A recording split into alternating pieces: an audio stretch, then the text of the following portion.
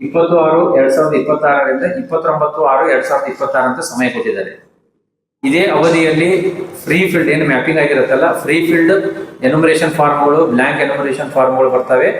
ಅವುಗಳನ್ನೆಲ್ಲ ನಮ್ಮವರು ಕಲೆಕ್ಟ್ ಮಾಡಿ ಅದನ್ನ 29ನೇ ತಾರೀಕಿನ ಒಳಗಡೆ ಪ್ರತಿಯೊಬ್ಬ BLOಗೆ ಅವುಗಳನ್ನ ನಾವು ಮುಟ್ಟಿಸ್ಬೇಕು. ಆ BLO ಅವರು 30/6/2026ರಿಂದ 29/7/2026 ಅಂದ್ರೆ ಒಂದು ತಿಂಗಳ ಅವಧಿ. 30/6/2026ರಿಂದ 29/7/2026 ಒಂದು ತಿಂಗಳ ಅವಧಿಯಲ್ಲಿ ಅವರು ಎನ್ಯುಮರೇಷನ್ ಫಾರ್ಮ್ಗಳನ್ನ ಡಿಸ್ಟ್ರಿಬ್ಯೂಟ್ ಮಾಡ್ತಾರೆ.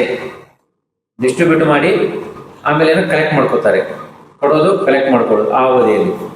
ನೆಕ್ಸ್ಟ್ ಮತಗಟ್ಟೆಗಳ ಪುನರ್ವಿಂಗಡಣೆ ಕಾರ್ಯ ಅಂತಿದೆ. ಅದು BLO ಅವ್ರು ಮಾಡೋ ಕೆಲಸ ಅಲ್ಲ. ನಾವು ERO, AERO ಮತ್ತು ಮಾನ್ಯ ಜಿಲ್ಲಾ ಚುನಾವಣಾಧಿಕಾರಿಗಳು, DC ಅವ್ರನ್ನ ಜಿಲ್ಲಾ ಚುನಾವಣಾಧಿಕಾರಿಗಳು ಅಂತ ಅವ್ರ ಹಂತದಲ್ಲಿ ಆಗುವಂಥದ್ದು ಏನಂದ್ರೆ 1200ಕ್ಕಿಂತ ಹೆಚ್ಚು ಮತದಾರರಿರುವಂತಹ ಮತಗಟ್ಟೆಗಳನ್ನ ಆಕ್ಸಿಲರಿ ಮತಗಟ್ಟೆಗಳು ಅಂತೇಳಿ ಮಾಡ್ಕೋತೀವಿ. ಇದಕ್ಕೆ ಸಂಬಂಧಪಟ್ಟಂತೆ ಈಗಾಗಲೇ ಮಾಹಿತಿಗಳನ್ನ ನಾವು ಫಾರ್ವರ್ಡ್ ಮಾಡಲಾಗಿದೆ ಜಿಲ್ಲಾಧಿಕಾರಿಗಳ ಕಚೇರಿಯಿಂದ.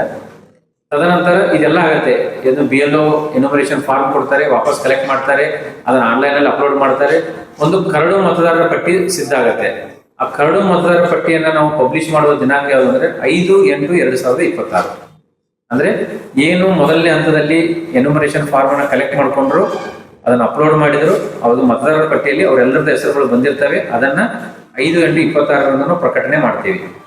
ತದನಂತರ ಹಕ್ಕು ಮತ್ತು ಆಕ್ಷೇಪಣೆಗಳನ್ನು ಸಲ್ಲಿಸುವಂತ ಅವಧಿ ಅಂದ್ರೆ ಯಾವ ದಿನಾಂಕ 5/8/26ರಿಂದ 4/9/26 ಒಂದು ತಿಂಗಳ ಅವಧಿಯಲ್ಲಿ ಏನು ಮತದಾರರ ಪಟ್ಟಿಯಲ್ಲಿ ಯಾರಾದರೂ ಬಿಟ್ಟು ಹೋಗಿದ್ರೆ ಅವ್ರ ಆಕ್ಷೇಪಣೆ ಸಲ್ಲಿಸಾಕೆ, ಮತದಾರರ ಪಟ್ಟಿಯಲ್ಲಿ ಯಾರು ಅನರ್ಹ ಮತದಾರರು ಸೇರಿಸಿದಾರಂತ ಏನಾದರೂ ಇದ್ರೆ ಅದನ್ನ ಆಕ್ಷೇಪಣೆ ಸಲ್ಲಿಸುವುದಕ್ಕೆ ಒಂದು ಅವಧಿ ಏನಪ್ಪಾ ಅಂದ್ರೆ 5/8/26ರಿಂದ 4/9/26. ಸೂಚನೆ ಹಂತ ಹಕ್ಕು ಮತ್ತು ಆಕ್ಷೇಪಣೆಗಳ ತಿರುವಳಿ. ಈಗೇನು ನಮ್ಗೆ ಆಕ್ಷೇಪಣೆಗಳು ಸ್ವೀಕೃತ ಆಗ್ತಾವ ನಮ್ಮ ಕಚೇರಿಗೆ ಅಂದ್ರೆ AERO ಕಚೇರಿಗೆ, ಸಹಾಯಕ ಮತದಾನ ನೋಂದಣಿ ಅಧಿಕಾರಿ ಕಚೇರಿಗೆ ಏನು ಈ ಆಕ್ಷೇಪಣೆಗಳು ಬಂದು ಸ್ವೀಕೃತಿ ಆಗ್ತವೆ, ಅವುಗಳನ್ನ ಹಿಯರ್ ಮಾಡಿ ಡಿಸ್ಪೋಸ್ ಮಾಡೋದು, ERO ಅವರು ಡಿಸ್ಪೋಸ್ ಮಾಡೋದು 5/8/26ರಿಂದ 3/10/2026 ಅಂದ್ರೆ 2 ತಿಂಗಳ ಅವಧಿಯನ್ನ ಹಕ್ಕು ಮತ್ತು ಆಕ್ಷೇಪಣೆಗಳಿಗೆ ಸಂಬಂಧಪಟ್ಟಂತೆ ಹಿಯರಿಂಗ್ ಮಾಡಿ ನೋಟಿಸ್ಗಳನ್ನ ಕೊಟ್ಟು ಅದನ್ನು ಹಿಯರ್ ಮಾಡಿ ಡಿಸ್ಪೋಸ್ ಮಾಡೋದಕ್ಕೆ ಸಂಬಂಧಪಟ್ಟಂತೆ 2 ತಿಂಗಳ ಕಾಲಾವಕಾಶನ ಕೊಟ್ಟಿದ್ದಾರೆ. 5/8/26ರಿಂದ 3/10/26. ಅಂತಿಮವಾಗಿ ಏನು ಆಕ್ಷೇಪಣೆಗಳು ಬರ್ತವೆ, ಆಕ್ಷೇಪಣೆಗಳನ್ನು ಸ್ವೀಕೃತ ಆದ್ಮೇಲೆ ನಾವೇನು ಆದೇಶ ಮಾಡ್ತೀವಿ ಅದು ಅವ್ರು ಸರಿ ಇತ್ತು ಅಂದ್ರೆ ಅವ್ರು ಅರ್ಹರಿದ್ರು, ಮತದಾರ ಪಟ್ಟಿಯಲ್ಲಿ ಸೇರ್ಪಡೆ ಆಗಿಲ್ಲ ಅನ್ನೋದು ಅವ್ರು ಅರ್ಹ ಅಂತ ಹೇಳಿದ್ರೆ ಅವರೇ ಅದನ್ನ ಸಾಬೀತುಪಡಿಸ್ಬೇಕು.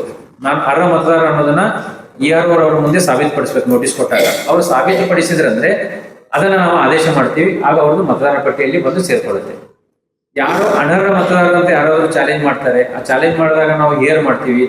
ಆ ಪರ್ಟಿಕ್ಯುಲರ್ ಮತದಾರ ಪ್ರೂವ್ ಮಾಡ್ಬೇಕು ನಾನು ಅರ್ಹ ಮತದಾರ ಅಂತ. ಅವನು ಪ್ರೂವ್ ಮಾಡಿದ ಅಂದ್ರೆ ಆಲ್ರೆಡಿ ಮತದಾರ ಪಟ್ಟಿಯಲ್ಲಿ ಸೇರಿದ್ದು ಸರಿ ಅಂತ ನಾವು ಆದೇಶ ಮಾಡ್ತೀವಿ. ಇಲ್ಲಾಂದ್ರೆ ಅದನ್ನ ಆ ಮತದಾರ ಪಟ್ಟಿಯಿಂದ ಕೈ ಬಿಡುವಂತೆ ಆದೇಶ ಮಾಡ್ತೀವಿ. ಇದು 2 ತಿಂಗಳ ಅವಧಿಯಲ್ಲಿ ನಡೆಯುತ್ತೆ. ಇದೆಲ್ಲ ಎಕ್ಸರ್ಸೈಸ್ ಆದ್ಮೇಲೆ ಹಕ್ಕು ಆಕ್ಷೇಪಣೆಗಳನ್ನ ನಾವು ತಿರುವಳಿ ಮಾಡಿದ ಮೇಲೆ, ಡಿಸ್ಪೋಸ್ ಮಾಡಿದ ಮೇಲೆ ಅಂತಿಮವಾಗಿ 7/10/2026 ಅಂತಿಮ ಮತದಾರರ ಪಟ್ಟಿ ಪ್ರಕಟ ಆಗುತ್ತೆ. ಫಸ್ಟ್ ಕರಡು ಮತದಾರರ ಪಟ್ಟಿ ಬಂತು, ಅದರ ಮೇಲೆ ಹಕ್ಕು ಮತ್ತು ಆಕ್ಷೇಪಣೆಗಳನ್ನ ಹಾಕಿದ್ರು.